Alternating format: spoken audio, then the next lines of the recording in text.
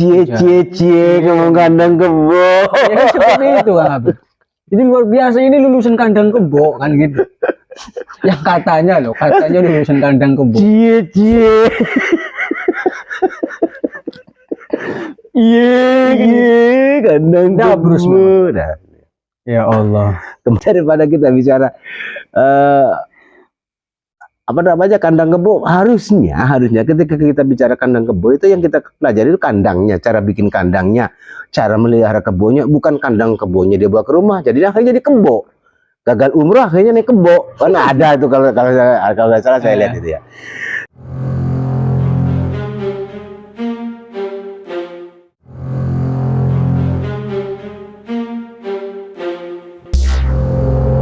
Assalamualaikum warahmatullahi wabarakatuh. Alhamdulillahirabbil alamin wa bihi nasta'inu ala umuri dunya waddin. Wassalatu wassalamu ala asyrafil anbiya'i wal mursalin wa ala alihi wa sahbihi ajma'in, amma ba'du. Fa ya ayuhan netizen, fa ya ayuhan subscriber dimanapun kalian berada, mudah-mudahan selalu diberikan kesehatan dohiran wa batinan, dipanjangkan umurnya fi taatillah oleh Rasulullah Muhammadin sallallahu alaihi wasallam, dan dipermudah dalam segala urusan-urusannya, amin ya rabbal alamin. Alhamdulillah pada kesempatan hari ini lagi ngopi santai, dan tadi itu ada sedikit keganjalan dengan Kang Habib. Ternyata dari awal obrolan kita itu, ternyata berkah dari adanya kajian atau tesis Kiai Haji Imaduddin Utsman ini banyak sekali yang kemudian terbongkar, baik dari sisi sejarah dan juga distorsi keberadaan oknum-oknum yang mungkin sangat kurang ajar lah kalau menurut saya pribadi. Ini dengan Kang Habib, luar biasa beliau, Habib yang mempribumi, yang membumisasi. Ana manik bae. Ya Kang Habib, tadi kan sudah kita obrolkan ya. Kemudian banyak sekali tuh sejarah-sejarah yang distorsi, yang kemudian diklaim, diakuisisi, dan dari orang-orang kita, ya katanya orang-orang pribumi itu menganggapnya suatu kebohongan publik. Banyak sekali itu kan, yang berawal dari sebuah oknum. Itu gimana itu Kang Habib?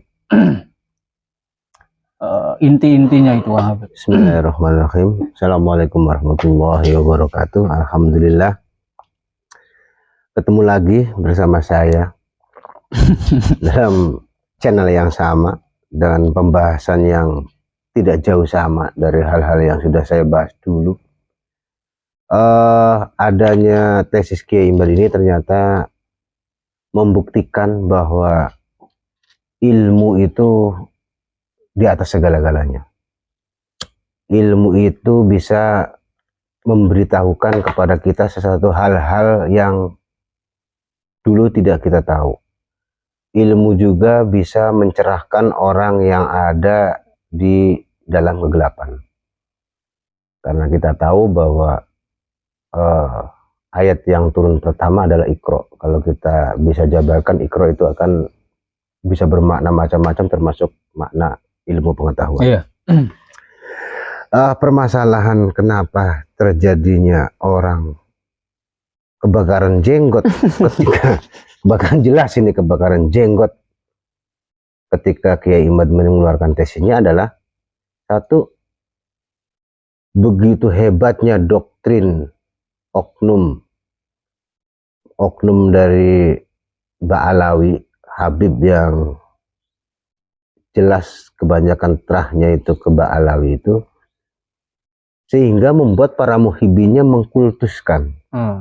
Ini pertama, ketika dia mendoktrin jamaahnya dengan doktrin yang sangat luar biasa, diantara sampai dengan bahwa keberkahan itu hanya milik mereka, kunci sorga yang punya mereka, bahkan mereka sanggup mengkaplik-kaplikan sorga. Waduh, udah luar biasa. Dari doktrin-doktrin inilah sehingga muhibbin ini merasa terhanyut. Begitu terhanyutnya Muhyiddin sehingga menjadikan kultus terhadap oknum tersebut. Nah, ketika dibuktikan secara ilmiah bahwa ternyata orang yang mengatakan bisa mengkaplingkan surga tersebut tidak berani tes DNA, barulah kita terbuka bahwa ilmu pengetahuan itu luar biasa, bisa membuka sesuatu yang selama ini tertutup. Bahkan kalau kita pelajari ya, untuk membahas satu orang wali saja, daripada Wali Songo itu, Sunan Gunung Jati aja kita bahas, cari nasabnya, itu sebegitu rumitnya. Itu ilmu loh. Kita ceritanya jangan emosi, kita tidak bicara emosional, tidak bicara menyudutkan salah satu orang, kita tidak bicara oknum atau sebagainya, kita bicara ilmiah saja. Ketika kita gaungkan, pertama sekali saya bicara gaungkan tes DNA, itu orang udah mulai panik. Tes DNA, karena itu yang paling ilmiah saat ini. Mau cari apa lagi? Kita mau pakai manuskrip banyak, itu satulah contoh ini. Sunan Gunung Jati, kalau kita pelajari dari manuskrip itu kan juga cukup satu kali diskusi dan melibatkan banyak pihak. Nah itu. Tapi kalau kita ceritanya tes DNA itu udah singkat sekali. Ketika tadi udah beres. Pokoknya kalau lu tes DNA, lu mau ngomong turunan Nabi Sis atau Nabi Khidir sekalian, itu kalau udah tesnya udah ketahuan. Iya kan? Kalau kita mau bicaranya dalil, mau dalil apa yang kita buka? Dalil bisa dibikin, bisa dengan cara mengada-ada dalil, kan banyak orang yang mengada-ada dalil. Enggak satu dua orang. Bahkan hadis pun bertingkat, ada hadis palsu juga ada. Berarti hadis itu yang pertama tuh terlalu mengkultuskan ya. Pertama kultus, awalnya kultus dulu. Ketika orang sudah mengkultuskan, apapun yang kita kasih tahu, dia akan marah. Ketika kita buka, umumnya katakanlah, saya mengkultuskan sampean. Ketika ada orang mengatakan bahwa sampean ini sebenarnya B loh, bukan A. Ini saya yang mengkultuskannya marah. Tanpa pakai logika. Coba kalau yang mengkultuskannya itu berpikir, oh iya ilmiah ini. Ketika ada orang bikin tesis dengan begini, terus kita nggak cocok, ya kita lawan pakai tesis, nggak usah pakai teriak-teriak, nggak usah pakai emosi. Apalagi sampai wallahi. Ya, apalagi kalau orang itu mengerti wallahi, itu sebenarnya kalau wallahi itu kan sumpah tertinggi. Hati-hati dengan kata-kata wallahi. Wallahi billahi tallahi itu kan kalimat kosam ya, kalimat sumpah yang memang sumpah yang tertinggi. Itu Kang Habib punten, itu mic-nya agak tertutup. Nah, kenapa ya? Kayak biar keren aja sebenarnya sih. Dingin sebenarnya sini. Itu ya. Ketika kita bicara wallahi, itu seharusnya kebenaran 100%. Nah, ternyata wallahi pun bisa kita jual. Hati-hati nih. Bukan cuma surga atau neraka yang bisa kita jual, wallahi pun bisa kita jual. Gitu. Ya, mungkin gonjang-ganjingnya dunia persilatan ini kan karena hal-hal yang demikian. Atau pengkultusan. Yang kedua, bahwa pengaburan sejarah. Ini kan sebenarnya pengaburan sejarah ini ujung-ujungnya untuk kepentingan pribadi. Yang gampang saja. Ketika saya tidak mampu dengan satu ilmu, dia akan mencari cara lain untuk menunjukkan jati dirinya seakan-akan saya itu orang yang berharga.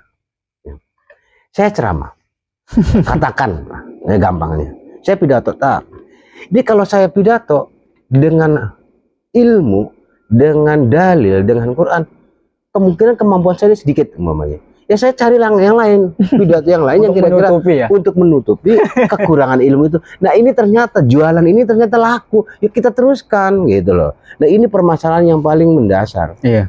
Mendasar. Itu ya secara pengaburan sejarah. Pengaburan sejarah ini sebenarnya bukan sesuatu yang aneh ya. Bukan sesuatu yang aneh. Di zaman penjajahan pun banyak itu pengaburan sejarah itu banyak. Dan yang berbicara pun bukan orang sembarangan, ahli sejarah juga. Kita ambil contoh yang gampang saja, yang gampang. ketika kita bicara mufti Betawi Habib Usman bin Yahya. Habib bin Yahya, itu kan kenapa sih sampai ribut begini? Karena di situ ada pengaburan sejarah. Kenapa orang Banten mengklaim bahwa Habib ini sebenarnya antek Belanda? Sedangkan dari sisi Habib ini mengatakan bahwa beliau ini memang pejuang. Ini kan sebenarnya asalnya pengaburan sejarah oleh Belanda, oleh penjajah. Dan itu sangat wajar sekali. Sangat wajar sekali penjajah ingin mencengkram jajahannya ya dengan berbagai macam cara, termasuk pengaburan sejarah. Termasuk mengatakan bahwa mufti itu adalah pejuang. Dari sisi lain mengatakan bahwa dia itu bukan pejuang, itu kan terlalu serem lah kalau bicara pengkhianat. Kayaknya serem banget gitu. Padahal sih ya mungkin iya juga gitu. Ini kan nggak tahu. Makanya kan sejarah. Bisa sejarah. Jadi ya, bisa jadi. Jadi kalau mau sejarah secara utuh, sejarah Indonesia ya datangannya ke Leiden, ke Belanda, mungkin banyak itu sejarah yang selama ini kita tahu di sini, ternyata kalau kita lihat manuskrip yang aslinya di Leiden ternyata berbeda. Yang berikutnya itu banyak oknum, bukan banyak ya, kalau mungkin kalau saya bilang rata-rata ya kayaknya terlalu kasar ya. Tapi banyak orang yang mengaku Durya Rasul dan berjualan Habib, berjualan nasab, itu terlalu mengecilkan orang lain. Ini kan selalu berulang-ulang nih saya katakan. Permasalahannya itu mengecilkan. Pertama mengecilkan dulu, menganggap remeh orang lain. Kenapa mereka menganggap remeh? Karena mereka sudah dikultuskan dulu, ini kaitannya ya. Kaitannya. Ketika mereka sudah merasa di atas angin, wow ini muhibin saya banyak, menganggap saya ini udah setengah dewa lah. Kalau wali, saya tinggal level lah. Mereka ke wali. Wali itu bicaranya halus. Berarti ke poin awal tadi. Poin awal, jadi berbalik lagi. Begitu mereka didewakan, mereka terlena. Sehingga mau nggak mau dia akan mengeluarkan omongan-omongan yang lebih menarik lagi kepada muhibinnya. Jatuhnya apa? Mengecilkan orang lain, menurunkan orang lain, mengatakan bahwa kayak ini curut lah, mengatakan kiai ini tidak ada harganya, jangkrik dan sebagainya. Akhirnya itu yang sampai lu belajar di mana? Lu belajar di kandang kebo. Nah itu apalagi di kandang kebo. Padahal sih nggak tahu, banyak orang yang belajar di kandang kebo malah lebih alim. Nah ini alimnya enggak, kandang kebonya dia bawa pulang. Ini masalah. Ini masalah. Oke, kita ambil contoh. Ya belajar dari kandang kebo gitu ya. Ya, itu sebenarnya uang jual kebo kan gitu ya. Daripada kita bicara apa namanya kandang kebo, harusnya ketika kita bicara kandang kebo itu yang kita pelajari itu kandangnya, cara bikin kandangnya, cara melihara kebonya, bukan kandang kebonya dia bawa ke rumah, jadi akhirnya jadi kebo. Gagal umroh akhirnya naik kebo. Kan ada itu kalau nggak salah saya lihat itu ya. Terus yang berikutnya, kalau kita bicara kandang kebo lagi, saya jadi teringat Imam Ibnu Hajar ya. Dia pun belajarnya di Batu. Ketika Batu itu kena tetesan air makin dalam kan, itu pembelajaran ya? Makin pembelajaran buat Imam Ibnu Hajar dan menghasilkan seorang ulama yang luar biasa. Ibnu Hajar.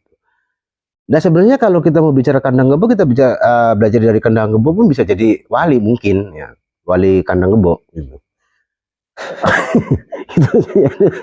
Makanya itulah hal-hal yang begitu, yang kecil-kecil begitu, yang kelihatan sepele, tapi itu ujungnya penghinaan yang luar biasa. Sekarang kita bayangkan kiai ulama yang kita anut, yang tempat kita mengaji terus dikatakan curut, bagaimana rasanya kita? Yang ngomongnya enak-enak aja. Yang saya khawatirkan malah yang penggembala kebonya malah nggak terima. Ya itu, kebo saya kemana gitu ya? Atau ini apa-apaan nggak dia? Kebo saya pulang, kandangnya dibawa pulang. Wah, ini repot lagi. Atau kandangnya dibawa umroh. Wadah, kacau. Jadi janganlah. Intinya gitu. Saya sih bukan apa ya. Kita tipis-tipis aja mengkritik. Jangan usah terlalu tajam. Karena kalau terlalu tajam juga bahaya juga. Nanti ada ketersinggungan tersendiri gitu ya. Pengkultusan itu awalnya pengkultusan, pada akhirnya ketidakterimaan ketika dikritik, akhirnya terlena dengan kenikmatan kultusnya akhirnya mengeluarkan kata-kata yang nggak pantas. Ya. Nah, padahal yang ngomong mengatakan bahwa ulama manusia itu curut, itu tidak lebih, yang ngomong itu tidak lebih daripada berit gitu. Itu cindil tahu cindil ya? Cindil itu anaknya tikus yang paling kecil-kecil, itu cindil. Yang dikatakan curut justru ilmunya lebih tinggi, yang ngomongnya cindil, kan aneh gitu ya. Saya mengatakan Anda kucing, ternyata saya sendiri anaknya kucing gitu, nggak pantas banget gitu. Atau saya mengatakan Anda kucing, sayanya tikus. Sebenarnya kita nggak ada apa-apanya dibandingkan yang dikatakan gitu. Itu yang terjadi. Oleh karena balik kembali lagi bahwa setinggi apapun ilmu kita, adab itu harus luar biasa kita junjung. Itu yang berilmu, apalagi yang nggak punya ilmu. Kok nggak ada adab? Sedangkan laisal adab kadubab pun kita udah paham lah, tuh orang tidak punya adab seperti lalat, ya itu jelas-jelas yang berilmu aja itu seperti lalat. Iya. Apalagi yang tidak berilmu gitu. Dan orang yang mengatakan bahwa satu orang Habib itu lebih baik daripada 70 ulama, itu lebih parah lagi, lebih parah. Karena belajarnya juga ya di kandang kebo itu, jadinya itu dia belajar di kandang kebo, tapi dia tidak belajar dengan kandang kebo. Harusnya belajar di kandang, bukan belajar di kandang kebo, tapi mempelajari kandang kebo seisi-isinya. Barangkali aja yang punya kebunnya punya anak cantik umpamanya, ya bisa dipelajari juga hal itu gitu. Enak gitu. Itu ya barangkali ya. Apalagi ini Kang, yang memang semenjak adanya tesis itu muncul ya. Ya itu terus doktrin bahwa mereka itu lebih mulia, lebih suci, lebih agung, itu doktrin itu salah. Gini ya. Kalau kita bicara nasab, barangkali dari sisi yang lain, kita bicara sejarah aja. Sejarah Fathu Makkah, ingat nggak? Ya, sejarah Fathu Makkah itu adalah ketika diberitakan sama Nabi, barang siapa yang ke masjid aman, barang siapa yang masuk ke rumahnya Abi Sufyan aman. Nah, ingat siapa itu Abi Sufyan? Abi Sufyan punya anak Muawiyah. Muawiyah punya anak Yazid bin Muawiyah. Nah, itulah berawal-awal daripada orang-orang yang berkhianat terhadap munafik. Tapi itu bahasa munafik gampang sekali itu. Apalagi nih netizen bahasa kafir, munafik. Nah, yang mengatakan kafir dan munafik itu sebenarnya mereka yang kafir dan mereka yang munafik. Kadang saya aneh, ini apakah ini didikan dari setengah mereka gitu, apa gimana gitu. Yang saya tahu dari sejarah itu bahwa Abi Sufyan itu orang yang galak. Termasuk Muawiyah itu galak. Muawiyah itu berani melawan istrinya Rasul. Ada perang Siffin kan dengan Muawiyah. Sayyidatina Aisyah. Itu kan perang Siffin ya kalau nggak salah. Jadi orang-orang galak, saya mengkhawatirkan bahwa orang-orang yang ceramahnya galak dengan merendahkan orang, jangan-jangan turunnya Muawiyah. Bisa kan? Bisa. Logis nggak? Karena begini loh, darah itu nggak bohong. Darah itu nggak bohong. Artinya ketika ada seorang galak, orang ini galak, itu pasti setelah ke atasnya ada yang memang galak gitu. Sampean ini umpamanya kasarnya ngomong biasa membunuh orang, itu saya yakin di atasnya itu ada memang datuk-datuknya atau sana itu ada yang dulunya tukang bunuh orang gitu.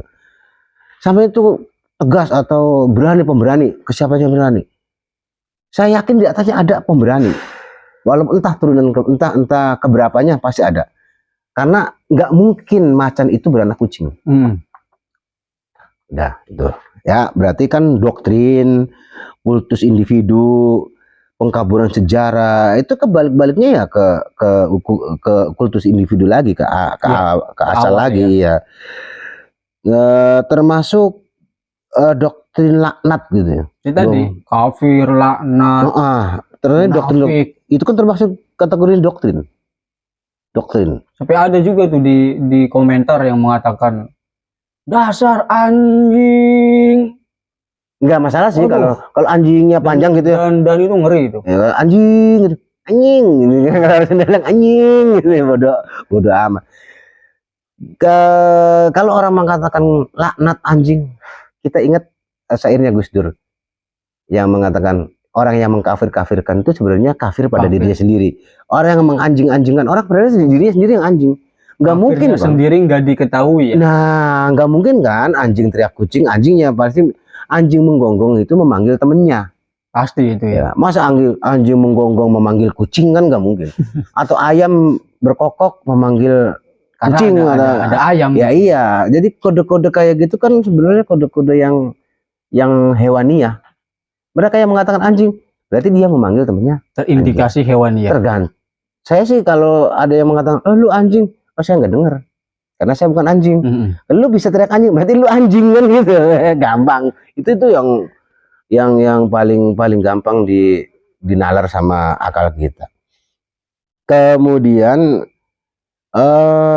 ada hal lain yang lebih krusial ya daripada orang yang kebakaran jenggot dengan tes senjata itu pemutusan dzurriyyah. Saya pernah membahas itu ketika ada sampai saya tunjukkan formulir Robito.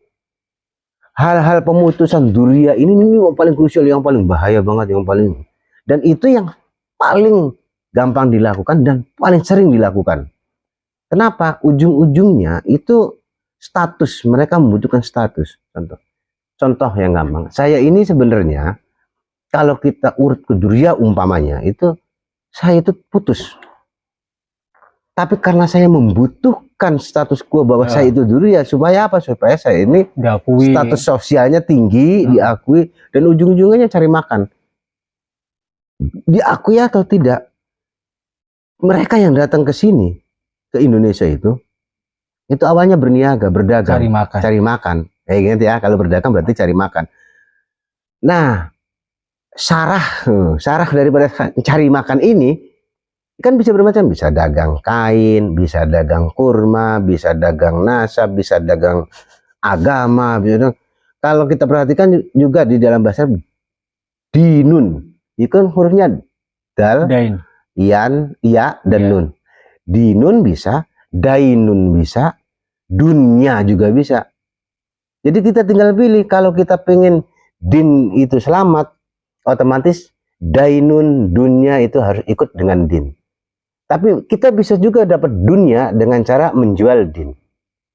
Jadi udah bakalan berkutak-atik di tiga huruf itu juga. Dan itu masuknya begal nasab juga ya. Ada itu mancing-mancing ya kadang-kadang. Kadang saya juga aneh ya Habib. Jadi loh kok ini gimana? Orang pelurusan sejarah, pelurusan nasab kok tidak didukung? Ya artinya kita harus terus terang saja lah. Kalau memang ya terputus saja. Toh kita juga menghormati mereka bukan karena nasabnya. Ada lagi yang saya bilang tadi, menjual dinun, dia jual itu dengan cara menjual syafaat. Syafaat. Perbanyaknya kamu selawat, syafaat Rasul itu pasti akan mengalir ke kamu lewat dzurriyyah. Kan aneh. Saya sih nggak logis. Karena yang saya pelajari, yang pernah saya belajar juga, bahwa salah satu amalan yang dibayar langsung sama Allah itu salah satu diantaranya adalah sholawat. Rasul menjamin, ini Rasulullah menjamin, barang siapa yang bersolawat kepadaku, aku akan bersolawat kepadanya 10 kali. Kan? Saya nggak ngomong jumlah ya, mau berapa sebebas. Rasul mau solawatnya 1 juta juga boleh. Kita bicaranya itu aja kontennya. Barang siapa bersolawat kepadaku, maka aku akan bersolawat kepadanya. Rasul ya. Kalimatnya begitu. Bukan kalimatnya barang siapa bersolawatku, maka aku akan bersolawat kepadanya lewat anak-anakku, lewat turun. Tidak ada itu. Jadi tidak ada yang mau syafaat lewat si enggak gitu. Nah, bagaimana dengan tawasul? Tawasul kan beda dengan sholawat. Syafaat itu kaitannya dengan sholawat, tawasul itu kaitannya bukan dengan sholawat. Dari perantara. Kita tawasul itu hanya nyambat ya, apa ya? Minta tolong, apa ya? Kalau minta tolong nanti disangkanya musyrik lagi. Tawasul itu kaitannya saya sih lebih cenderung ke napak tilas. Tawasul itu menapak tilas, artinya Saya ini bukan siapa-siapa. Bukan siapa-siapa, bahwa ada orang yang lebih agung, ada yang lebih mulia di atas saya, ada yang lebih alim di atas saya, dan mereka sudah meninggal. Kita doakan. Saya cenderungnya begitu kalau saya mendoakan, mengirim materi. Adapun harapan kita mendoakan beliau-beliau itu, beliau mendoakan kita. Dan pastinya juga mendoakan. Ya, itu harapannya itu. Walaupun belum tentu juga mereka mendoakan, memang dia kenal sama kita kan gitu. Nanti soalnya kalau terlalu dalam nanti dia kata musyrik lagi sayanya nanti, atau bid'ah. Padahal rata-rata semua di dunia ini ya pelaku bid'ah semua. Kalau ada orang mengatakan saya bukan pelaku bid'ah, wah itu harus dikepret cangkemnya. Karena semua bid'ah semua, mau ngomong apa sih? Bid'ah semua kalau kita cari bid'ah. Jadi jual syafaat, bahwa Rasulullah akan memberi syafaat kepada. Ada satu ceramah yang saya ingat itu ya. Berapa juta pun kamu bersolawat, sampai bibirmu doer kamu bersolawat, tanpa pegangan kepada dzurriyyah Rasul, tidak akan sampai salawatmu kepada Rasul. Ketika kamu ingin bersolawat kepada Rasul, harus lewat dzurriyyahnya, karena dzurriyyahnya lebih kenal. Logika mas. Dzurriyyahnya itu kenal nggak sama Rasul? Iya. Dan yang menjadi pertanyaan, apakah ia dzurriyyah kan gitu? Ini juga masih itu sampai lebih ekstrim lagi. Nanti suruh tes DNA loh. Itu DNA apa? Jargon saya tes DNA itu ilmiah dan pasti. Kalau memang saya itu dzurriyyah Rasul, tes DNA itu berani. Gak usah kalau alasan sakit lah, alasan mutasi genetik lah, atau alasan mahal, alasan beda ya, cuaca, beda itu nggak usah. Udah nggak usah banyak cerita. Ketika kita dipertanyakan dzurriyyahnya, ya tinggal tes DNA, tes DNA saja. Itu kan ilmiah. Tes DNA itu ilmiah. Mau ngomong apa terbantah ya. Sampai saat ini belum ada satu pengetahuan pun yang membantah tes DNA. Apakah harus dengan darah Rasul, rambut Rasul? Ya tidak bisa, tidak harus, karena sampai menggali kuburan Rasul. Ngapain? Repot-repot amat. Malah ngira jangan-jangan Wahabi. Nah, begini loh. Ilmu pengetahuan ini bisa memetakan, umpamanya begini.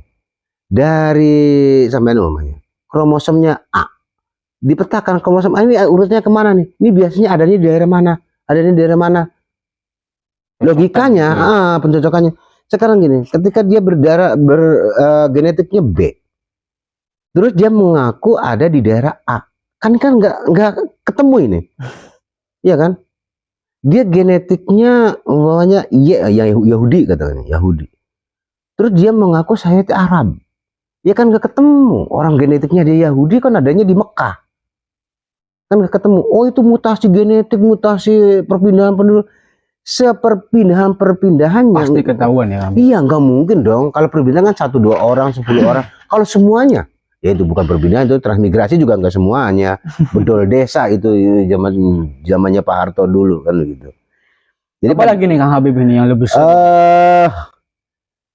intinya tes DNA kalau memang dzurriyyah Rasul. Tadi saya belum melanjutkan ya masalah sampai doer pun kamu bersalawat tidak akan sampai kena pada Nabi tanpa dzurriyyahnya kita berpegangan kata siapa? Kalau begitu nggak usah ada kalimat Rasul yang mengatakan bahwa ketika kamu bersalawat saya akan bersalawat kembali kepadamu. Nggak usah ada kalimat itu.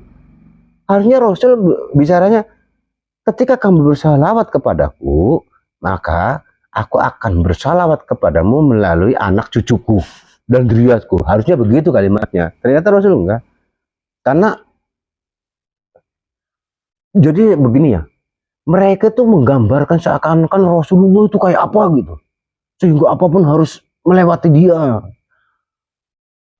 dan menggambarkan dirinya itu orang yang sangat, bahkan ada yang bisa ketemu sama Rasul tiap hari gitu. Saya rada-rada sama Allah gitu. Ketemu Allah. Bayangkan. Ada yang bisa ketemu 70 Allah. Kali dalam satu hari. Jadi sayanya tuh nggak nyampe gitu ilmunya tuh ya. Atau karena saya sangat bodoh gitu. Atau mungkin saya ngajinya baru memang orang itu melebihi Rasulullah apa gimana? Bisa jadi sebenarnya mereka harusnya dia yang jadi Rasul barangkali ya. Dabrus. Itu namanya berkutuk gitu. Jelas nggak jelas. Sudah selesaikan polemik masalah nasab ini. kita sudah lihat sendiri, saksikan sendiri, untuk mengurut satu nasab Sunan Gunung Jati aja sebegitu rumitnya, rumit sekali. Untuk menyingkat supaya tidak rumit ya tes DNA. Kalau ada Mbak Alawi yang selalu mengatakan bahwa ini dan sebagainya, sudahlah tes DNA saja. Karena nggak mungkin, karena nanti berdebat lagi nih masalah Ubaidillah dan Abdullah ini berdebat lagi, karena masing-masing punya alasan. Yang jelas punya alasan dan masing-masing punya dalil. Kalau yang cuman marah-marahnya jelas nggak punya dalil. Pokoknya intinya selagi tidak mau tes DNA, udahlah jangan ngaku Habib. Yang ngaku Duriah. Jangan ngaku Duriah. Habib, mengaku Habib boleh lah. Habib kan maunya laki-laki ke perempuan juga Habib, ya Bibi, ya Biba kan begitu. Rasa cinta boleh lah. Betul. Satu pesan saya, kalau masih ingin dianggap Duriah Rasul, tes DNA. Udah tes DNA itu pasti ilmiah, tidak terbantah.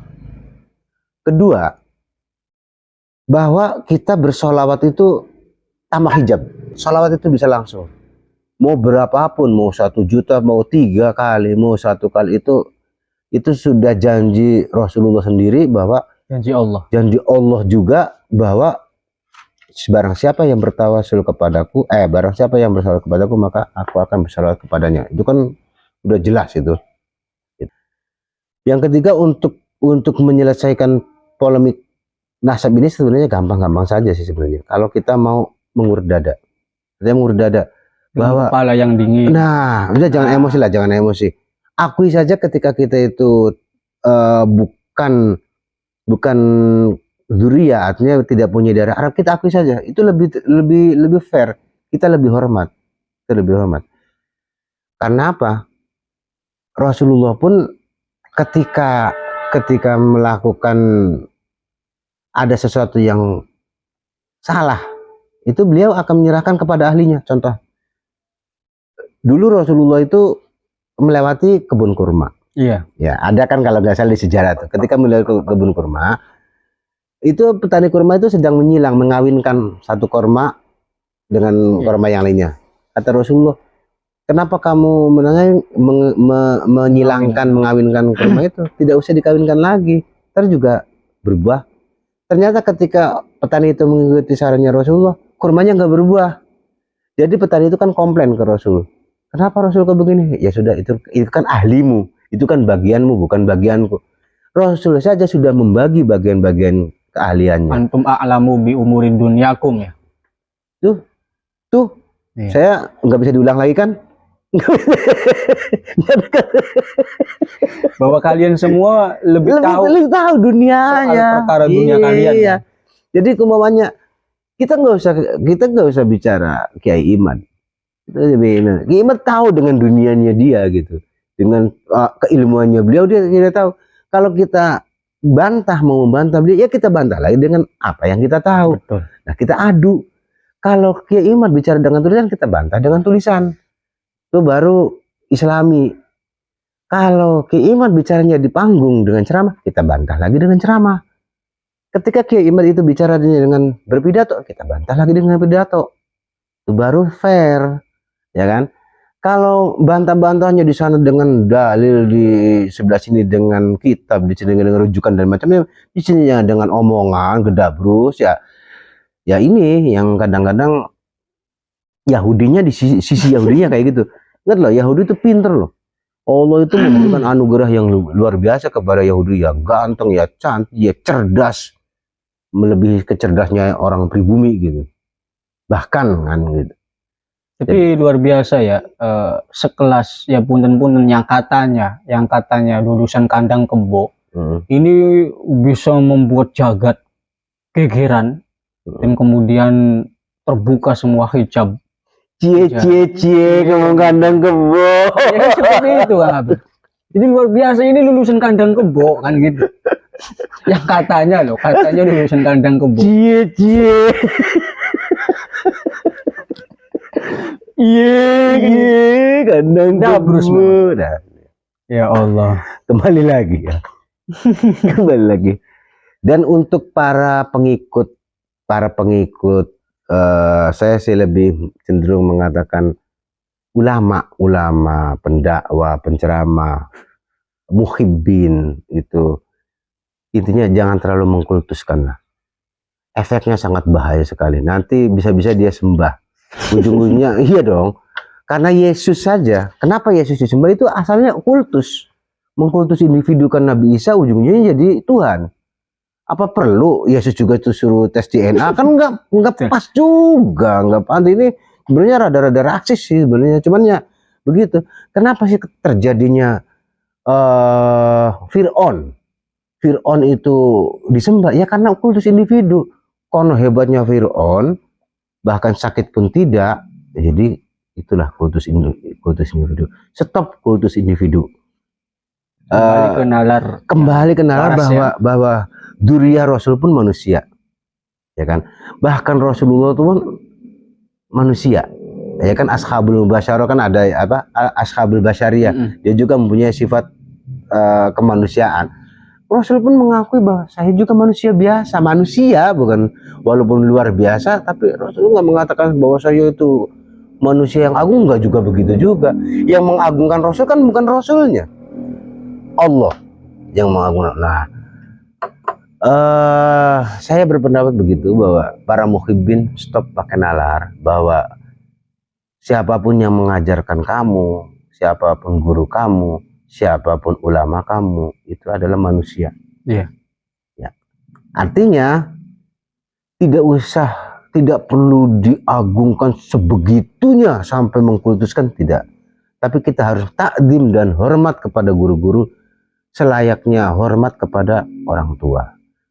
Bukan dikultuskan nanti kalau itu judulnya di Tuhan. Karena ada satu video juga yang memperlihatkan muhibbin mencium kakinya oknum ya. Ulamanya, saya katakan ulamanya. Ulama sajalah. Daripada ubaru tuh beda. Cuman bentuknya begini ubaru. Kalau ulama kan oek. Itu ya. Kultus tinggalkan, pakai nalar. Syafaat datang itu syafaat Rasulullah itu adalah mutlak prerogatifnya Rasul dengan ridho daripada Allah. Itu satu. Untuk para yang duriyah Rasul, saya mengatakan duriyah Rasul, ulama yang duriyah Rasul, yang merasa dirinya ulama, duriyah Rasul. Sekaligus ya. Yang mengaku dirinya alim, duriyah Rasul. Tes DNA, jangan lupa tes DNA. Itu udah pasti dan ilmiah. Ingat, saya selalu gaungkan tes DNA. Oke? Bila perlu seluruh anggota Robitul Alawiyah tes DNA semua. Itu belum kalau berani. Buktinya Duriyah Wali Songo pada berani tes DNA. Jadi yang nggak berani tes DNA, saya malah jadi pikir-pikir gitu. Katanya Kang Habib ini mengajar taman RA ya? Taman Rodotul Atfal maksudnya? Ya biasa aja dong. Kalau RA-nya kok sepertinya konotasinya RA-nya apa gitu. Enggak, saya Rodotul Atfal. Saya ngajarin anak-anak aja, anak-anak kecil. Saya lebih anak-anak kecil nggak banyak protes. Daripada saya ngajarin orang-orang tua, ntar banyak pertanyaan yang kadang-kadang saya nggak bisa jawab. Jamaah medsos, Hikam Ashirboni channel. Jangan lupa subscribe, like, dan komen. Mau pro mau kontra, saya terima dengan lapang dada. Allahul muwaffiq ila aqwamit thoriq. Assalamualaikum warahmatullahi wabarakatuh. Ya sahabat, jadi seperti itu ini pembahasan hari ini memang luar biasa. Karena ya alhamdulillah berkah dari tesis Kiai Haji Imaduddin Usman Al-Bantani, orang-orang kita itu semakin melek. Terutama ada yang katanya kuburan palsu, ya dalamnya sih memang kosong gitu kan, terus dinamakan tokoh siapa gitu. Dan ini luar biasa sih efek dari tesis Kiai Imad itu. Selebihnya ya kita pantau saja lah perkembangan dari oknum-oknum ini. Habib ya. Sekian dari saya, kalau ada salah dan kurang mohon maaf. Itu murni dari saya pribadi kesalahannya, dan kebenaran hanya milik Allah Subhanahu wa taala. Sekian dari saya, wal afu minkum. Assalamualaikum warahmatullahi wabarakatuh.